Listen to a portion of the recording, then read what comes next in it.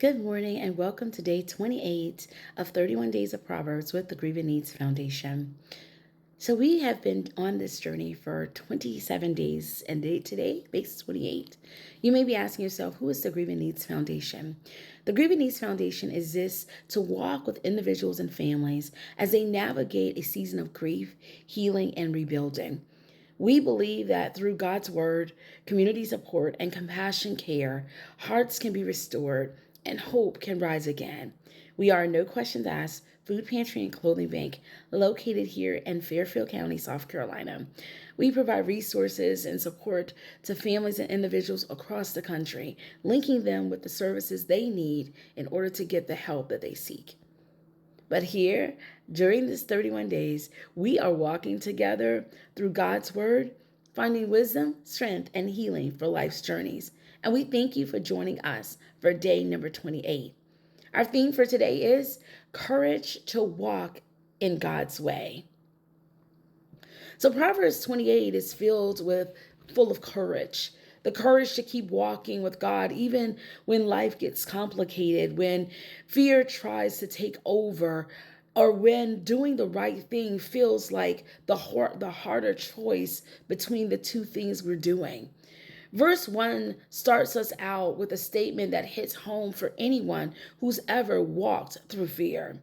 It says, "The wicked flee though no one pursues, but the righteous are as bold as lions." Grief can make us feel fragile. Loss can shake our confidence, but God says righteousness, choosing his path, produces boldness. Not loud boldness, but it chooses boldness of its own. So, not arrogant boldness, but a steady, quiet, courageous boldness that comes from knowing who holds our life. For those who are grieving, courage looks like getting out of bed when your heart hurts and you feel so heavy, asking for help when you're alone, or taking steps towards healing when you'd rather just stay hidden away from the world. At the Grieving Needs Foundation, we believe that healing doesn't require perfection, it just requires movement. One step at a time, one breath at a time, one act of courage at a time. Verse 23 encourages us towards honesty and openness with God. It says, whoever conceals their sin does not prosper, but the one who confesses and renounces them finds mercy. Healing comes when you bring what hurts you, what makes you feel broken, to light. So not because God needs the information from you, but because we need the transformation from him.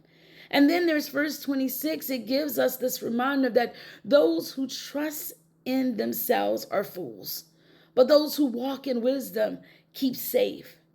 We cannot heal ourselves. We are not meant to be able to heal ourselves. Wisdom is trusting God with our wounds and allowing him and others that he's placed in our lives, like counselors and pastors and friends and mentors, to walk alongside us as he rebuilds us, because it is only he who will do it all. So today, Proverbs 28 calls us towards courageous healing.